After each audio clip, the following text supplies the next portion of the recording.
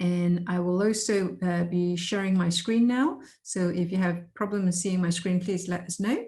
So this webinar, we're going to talk about the people counting system specifically for libraries. So we are running a series of webinars, the industry-specific webinars, so to share with you some industry-specific requirement about those industries, so that you know how you'll be able to target those industries and see what are their needs and all that. So we are sharing our know-how on there. So for libraries, what they are looking for is the visibility on the patron's traffic flow.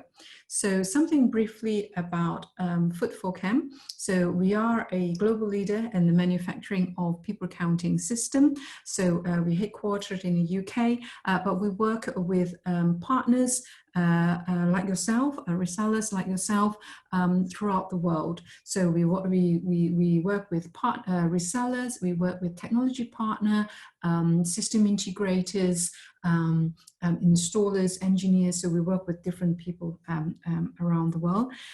We are the manufacturer of both the hardware and software, and all the design and development are 100% in-house. So we did it all in-house. We do work in different, we provide industry-specific solutions to different industries. So specifically today, we are going to talk about the libraries. So very briefly, we're going to talk about the potential market for libraries and an overview of what we call the smart library system and all the different 7 key features and some case studies to share. So about the potential market for libraries, it is a very big market. And there is also a strong urgency to transform. So these are the number of libraries in the different countries around the world. So there are about more than 400,000 public libraries worldwide now. Now, with the introduction of ebooks and e-readers, you know, is naturally we know that public libraries are now, if not already, diversifying to offer more community services than just books borrowing. So traditionally, they are obviously just borrowing books, but now they have got to diversify the services that they provide to the community. And local councils would need to know the usage of their facilities and the services that they are now providing to the community, so that they can continue to provide the funding to the relevant sites. So in a way, they need to know the usage. So it's not just how many books are being borrowed from the system. They are now having to be able to, because they couldn't see how well their facilities are being used, what are the services that are, whether or not it is being popular.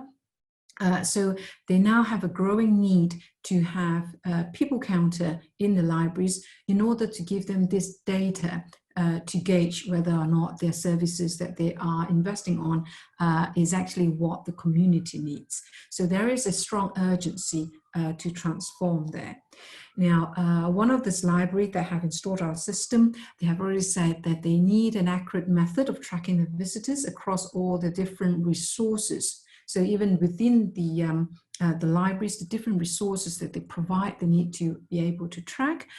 We want to be able to gauge the usage of each facility, and so to allocate their funding accordingly. So these are the main use. So, but why do the libraries need people counter? Now, libraries, as we know, they do not generate revenue. Even if they do a little, they really are relying on government funding for the additional resources. So they are faced with a lot of challenges that they are unable to justify the necessity of the usage of their resources by the community to the government. So they haven't got a way to quantify that needs. How are they going to tell the government to say, okay, you can't cut my funding, instead you should increase that because the community are really using this facility. So they need data to prove that. So at the moment, they have no method of determining the number of visitors that visit the library and are unable to quantify the usage of their facilities. So this creates the need for people counters, as the data we provide is able to quantify that usage. So what are the requirements specifically for libraries? Here are the major issues faced by the libraries. How often are our resources being used? So they're providing the resources, they know they're being used, but how often are they being used? And what is the most used and the least used facility?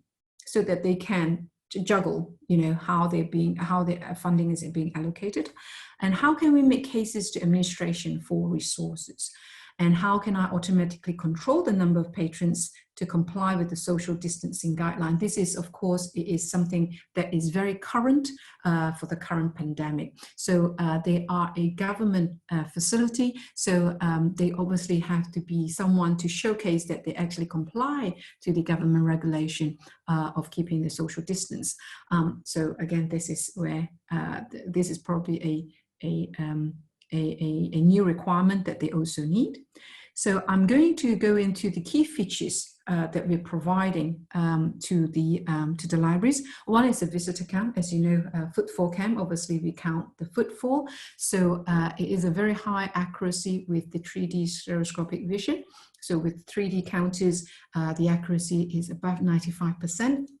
Many of you have already been with us. You probably have used our system. On average, we are providing 98% accuracy to them. So the libraries will be able to identify the hourly trend and the weekly trend for the number of patrons.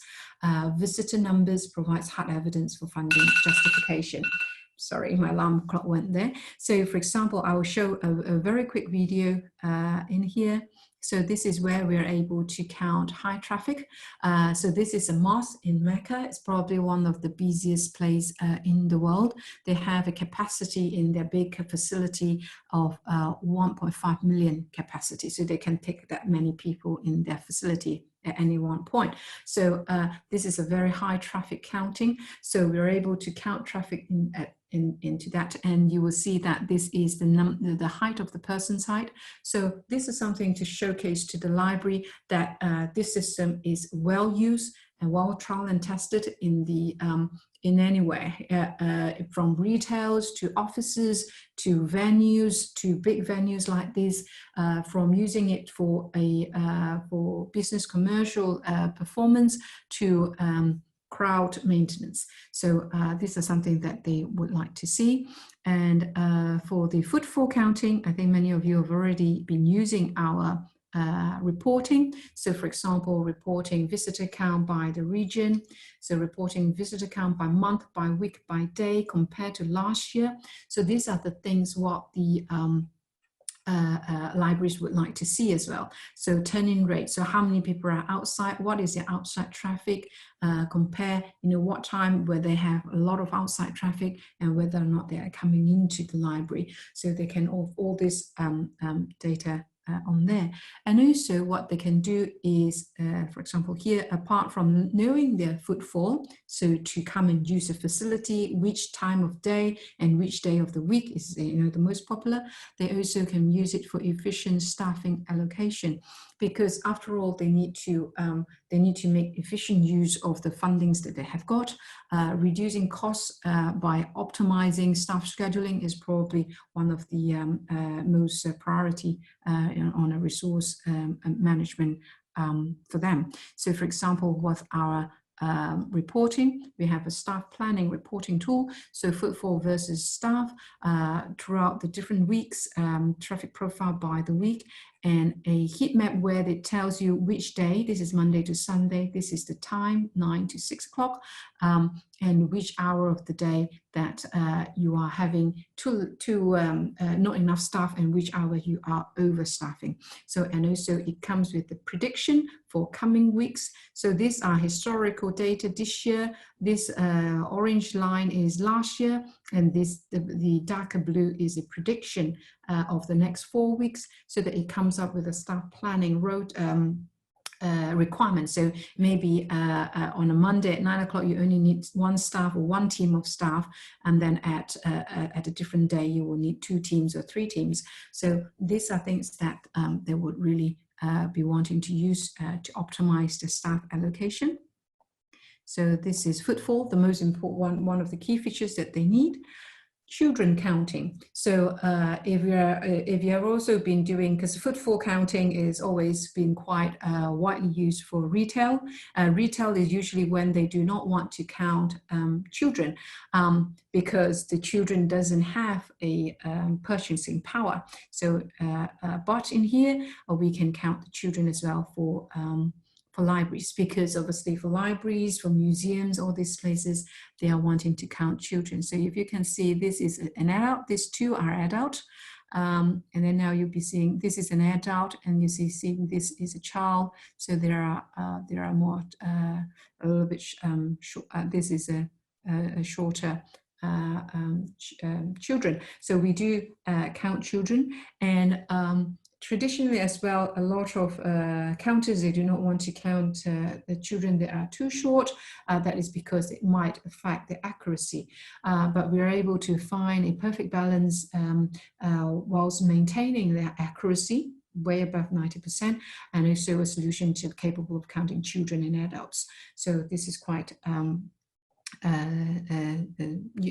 unique for us.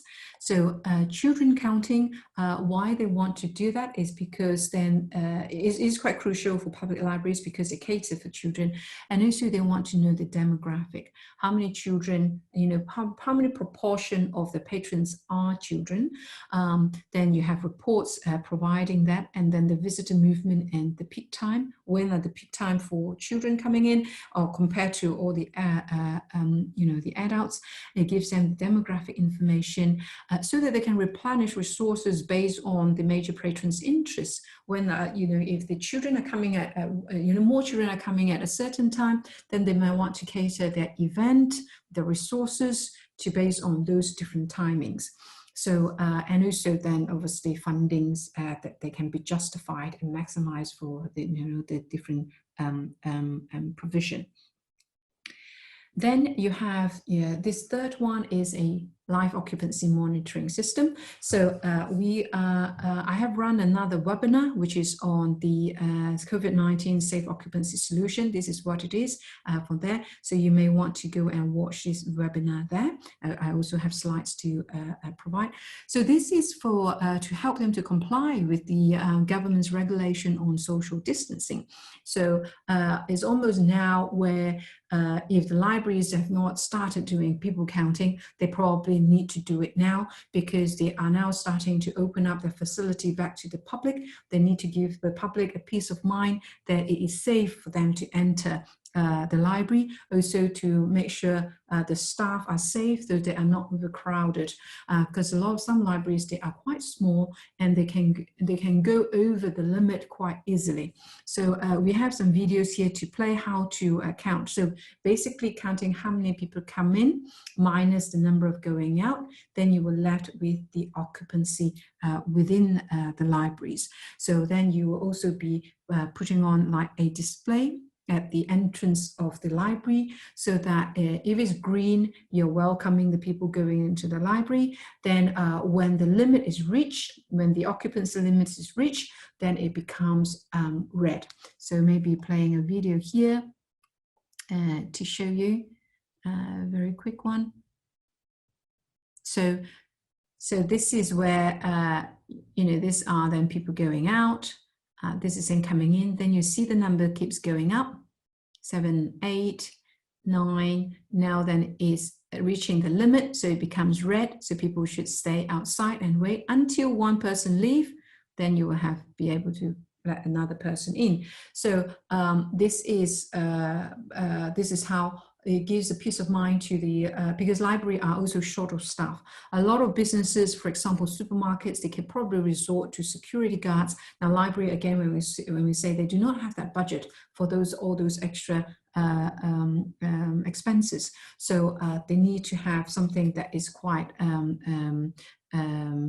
effective and also automated for them to be able to regulate the occupancy in the libraries. The fourth thing is area utilization. So, for example, like one of the libraries that they have mentioned, they have different resources, different areas inside the library, the different zones. They need to know how popular are those different zones, which are the popular zones in the library, so they can instantly compare all the different zones like this in a report. They can analyze the patrons' behavior in the different zone to gain more insight, and to understand which facilities are most or least frequently used. Because, for example, in the libraries, they're not just having adult books and children's books, fiction or non-fiction. Now they have an area where they let the community use the computers, the computer zone, the internet zone. And then you have some meeting rooms where they're rented out for community, like music lesson, language lesson, things like this, a book club. Then they may have storytelling that comes into the children reading area. So those are all the different zones that they have in the library.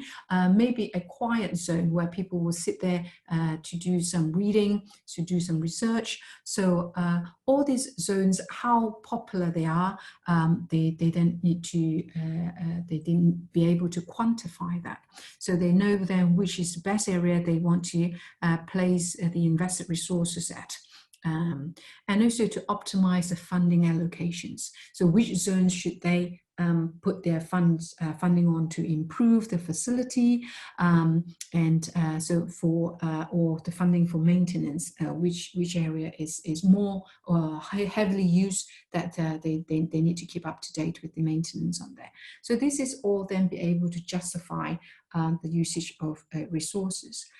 Another feature is cross-site visit tracking, because then we know about a returning customer. So we know if this customer, if this patron have come into this library before based on the Wi-Fi tracking.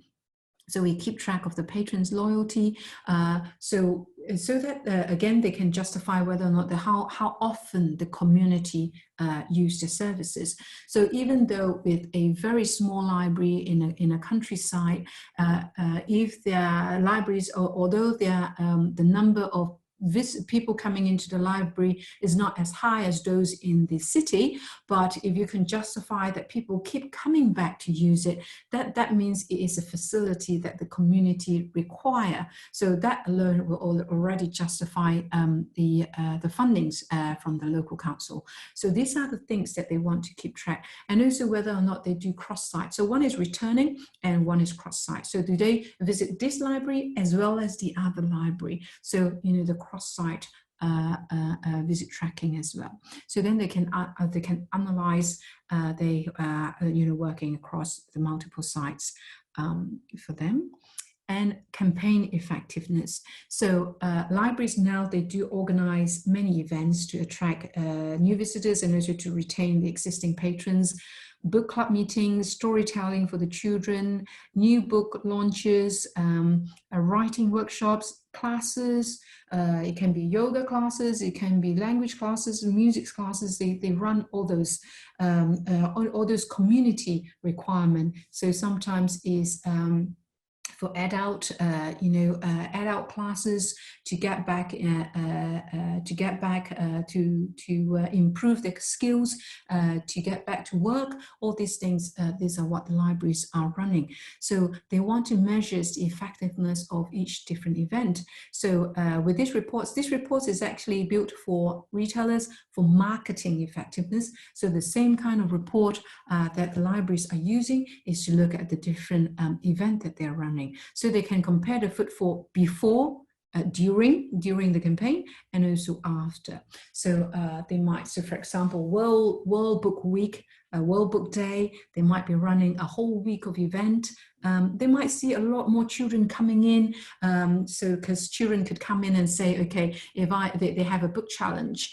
So if they have read 5 books, they come in here to get a sticker, to get a stamp, things like this. So if that event is very successful, then they will find that obviously then that is a very well-received event. Then they might want to run it again the next month or the next year. So this again, obviously, then they justify the budget for that kind of event. So they are then able to quantify and compare the results, identify the ROI for each campaign based on the allocated budget. So they can make a data-driven decision to see which is the best campaign to run, which is the least effective. They either stop running then and put more resources into those that are more popular, things like this. So it is a quantifiable measurements that they can have. Another one, the last features is excluding the staff from the counting. So we have a video here that you can see. We now have a staff exclusion tag. It's a name tag that they put it on the chest. They just pin it on. So the camera actually, it is passive. So you do not need to, it doesn't have to run on a battery or anything. So they just put it on and automatically the camera will recognize that. And it will then exclude the staff from it, so that they can even further justify that their footfall is not being affected by the number of staff using it, so that all the visitor data is justified to request for the appropriate funding on there. So you can watch this video further on there. Now I want to briefly go through the enterprise class software. Because so that they know that they're purchasing the hardware like that, it comes with an enterprise class software for them. It comes with all those functions that they require. Yeah, you know, staff alert if the occupancy has reached the maximum threshold. For them, there is a centralized management so that they can manage all the different branches, different counters, different users on there. We have the API for their data integration, a lot of predefined report. There is health check already in place, user account management, email scheduler. So all are there already, ready for them to use. So it is an enterprise software that is off the shelf as well. So also multi-language interface. So many of you have already worked with us that we translate languages. Sorry, actually you provide us with the translation and we'll be able to put on the different languages there. So we have many more now, of course, as our partners make the translation for the local customer. We also can customize the dashboard design as well. It also comes with a video proof. So these are quite important for customers because they want to know, because for libraries, they are different from commercial. So for example, for a commercial, you might have a retail chain that have 500 stores. So the retail chain know that you will get your system up to the accuracy that you claim, but your local council might be ordering just 5 cameras for 5 of their libraries, or some councils have 10 libraries, so they are very small numbers. So they may be afraid that, you know, what if you don't deliver what you claim? So what we do is, as you all have been working with us, we do provide an accuracy audit. So you can click on this report to have a look at that. What we do is, after each installation, we record a video. So we have a video recording here, and we include this video in the accuracy audit. So we play the video, we do a manual counting. If I go into an actual one, here. So we play the video here, so we do the menu observation. So when we play the video, I will let that load. So they can play your customers will be able to play the video as well. So if I speed that up, then you will be able to count how many people go in and out of that video. For example, that way, so you can see all the different number of people going in and out, so you'll be counting them. So what we do is we actually provide, we have a team there manually counting them compared to the system count, and then you get their discrepancy. And combining a few video like this, then it will then give you a total. So we manually observe 119, the system only counted 116, so there is a discrepancy of 3, and hence the accuracy is 97%. So this is all very transparent for them. So usually with this is something that they would like to see, so they are very confident that you'll be able to deliver at the accuracy, at the very high accuracy that we claim to be.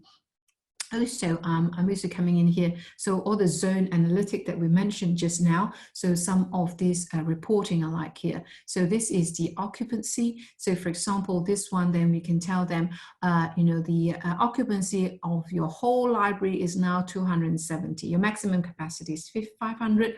So your utilization rate is now 54%. And if you then put cameras in all the different staircase and lift, you'll be able to split them down to the different floors. So now you know that the first floor is quite occupied, so you may not want to go there. You may want to go to the second floor and use the facility there. They could also put it into the different zones in the area. So maybe a meeting room, or a, you know, the quiet reading area, or the you know, the computer desk they can look at, things like this. So then they'll be able to see where they have. So this is, I think, one is for occupancy, so the people will know that which area they could go. The other thing is, this is in the facility utilization that the libraries would like to find out. So clearly this one is a more popular area, so maybe you will have another of that. So instead of having this room that is always underutilized, then maybe you would then, because this is always very popular, then you might want to double that kind of a facility, things like this.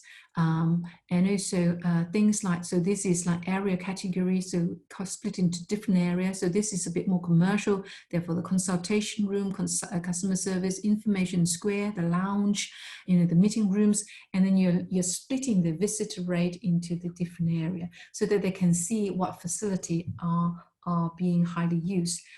You can also map it out onto a map, and also over a time zone to see. So for example, here you have a specific, so this is a specific launch of a product. So it could be a new book signing launch event. It could be a storytelling event. Hence, you are seeing a increased footfall on that day. So things reporting like this as well. So with the, so we were talking about video proof and all those reporting. One thing is also quite crucial for them, for libraries especially, is the data privacy and GDPR exemption. So we have a full document here where you can click. It looks like this. So you will have a, this is a fact sheet to tell you that all FootfallCam data are anonymized and we are fully GDPR exempt. So, so all the libraries, because they are probably they are quite serious about data privacy. So this always gives them a peace of mind that they're using our system, our data, they are all above board. So this again, this that is a spreadsheet, a fact sheet, and this is a full document detailing how what is the scope of the GDPR and how we anonymize our data and how things are, how FootfallCam is being exempt from it. The reason is because we actually use a 3D depth map to count. We do not use video to count. The only time where we have recorded a video is for the video proof. It is here. We only record a video here when we're needing to create this accuracy audit. And so when we are creating the accuracy audit, we make sure that the resolution that we record the video is a very low resolution. So our camera is actually high resolution, but we use the HD for the 3D depth map. You'll never be able to recognize a person here because it's just black and white. When we are recording video for the video proof purposes, we purposely record it at low resolution. So this is a full document. So usually what our customers, what a reseller would do is that for all these government based customers, what you do is you just share this document out, and usually you will then just get an approval straight away on there. So this is something where you want to share, and then all those reporting suite that is already available for them. So that's what the library will need. So some case studies that we have installed. So libraries, one of it is University of Oxford in UK. It's probably one of the most prestigious university in the world. It is the oldest university in all this English-speaking world. It is a large venue with very high traffic, so they need to give a peace of mind to the students and obviously the parents as well, that their students are coming back to university using the libraries, their occupancy is being controlled. So, likewise, they have the issue with limited staff, so they cannot afford to have a staff standing at the entrance to let people in or out. They do need an automated system, what we have put in there. So we put in a camera there. This is the camera view actually looking down at the entrances. So we count number of in and minus the number of out, and we give them the occupancy in the whole of the building. And on the outside, there will be a display screen on there to tell the students whether or not they should go in when it's green, or whether or not they should queue outside and wait when it's red. So it is highly accurate and real-time centralized data. So not only at the entrances, but the university, the central management, they'll be able to see all the different libraries, because University of Oxford doesn't just have one library. They have many, many libraries in the whole campus. So they'll be able to centralize managing all the libraries they have there. So it's an automated display and also an automated audio alert for them. We have then this is in United States, Chandler Public Library. They are a local council library. They are much smaller, of course. They installed this way before the pandemic. So they are wanting to provide more valuable resources, and they want to request the government for funding for that. So they want to implement more the different technology into the libraries to attract members of a community. So, but they have a problem. They do not know how to quantify the usage of the library to justify to request that funding. So they put in our cameras there so that they can give them the numbers to counting in order for them to apply for the additional fundings for the other facilities that they want to put in. So literally they put in our counters just a few months so that they grab data for a few months before they apply for further fundings for other facilities. So this is something that they have been using throughout now. So they're wanting the traffic data and the facility usage, the different area in the library of how the facility is being used, and they use it for resource planning. Another one, this also is in United States. The Otis Library is also a local library. It is a small venue, so a very small library. So they have very limited capacity. So it is very easy for a small venue like this. It is very easy to be overcrowded. And during this pandemic, they need to give they need to make sure that they are managed. And the community, the local community, are worried.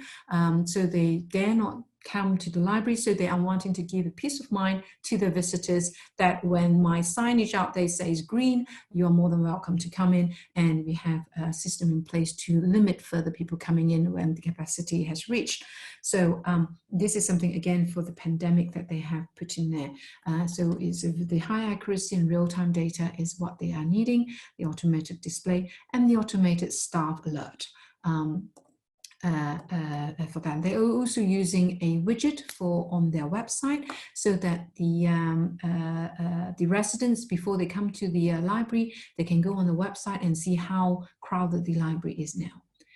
Another library, this is in UK, they have 8 libraries in London, so they are wanting for people counting. Amongst, it was a bid, although the project is quite small, there was a open bid, and among all the other competitors, we were selected and we were awarded marks of a full mark for the selection criteria. So we know what are the key selling points that the library will require, so that we can help you as a partner when you're approaching all this library. We can help you to fill up, you know, those forms to tick all the boxes of what the library requirements are. So again, they're using it for traffic flow, facility utilization, and also cross-site tracking, because they have 8 different libraries. They want to know how the facility are being used across the different sites. We have a lot more other libraries. So some of the examples here in different countries: United States, Ireland, Netherlands. Of course, we have only just put a few, but all the other countries as well. So you can see not all of them are the biggest library. Some are actually just a small local council library that they do require this kind of solution. So wrapping up, in summary, what is the key selling points when you're approaching the libraries? Now, one thing is obviously that it is designed specifically for libraries at a competitive price. Now, we have to know libraries in a way, and technological-wise, they are quite a lagger. So they are probably not the one who jump on a technology, because they are not they're not a profit making, so they're not here to bring business value. They're not here to increase their revenue. They're not that. So usually they only use a technology when they have to.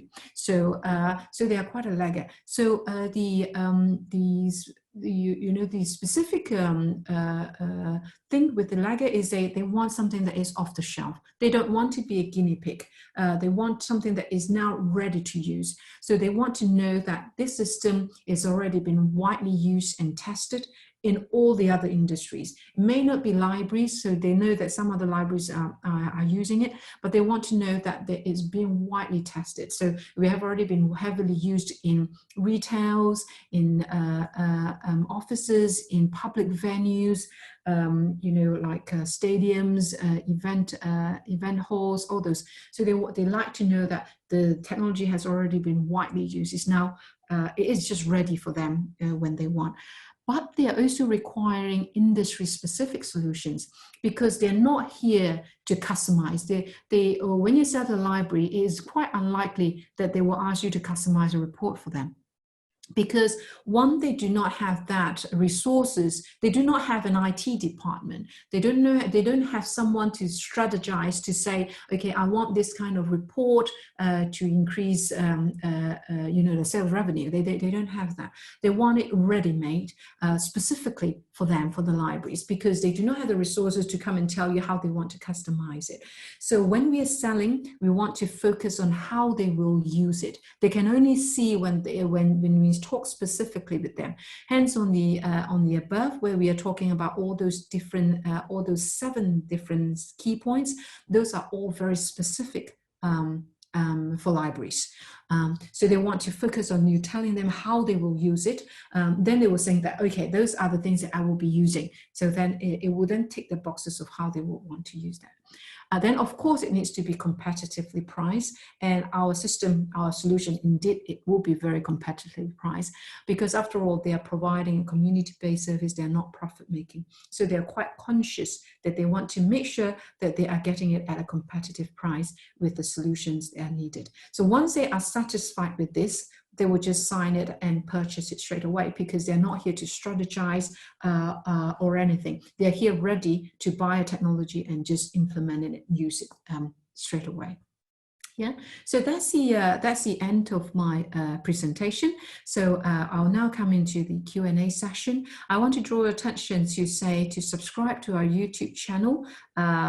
It's called FootfallCam on our YouTube channel, because we do update our YouTube channel with webinars like this, and any videos and any marketing videos or any technical videos there, which you may be able to use it as well to showcase it to your customers.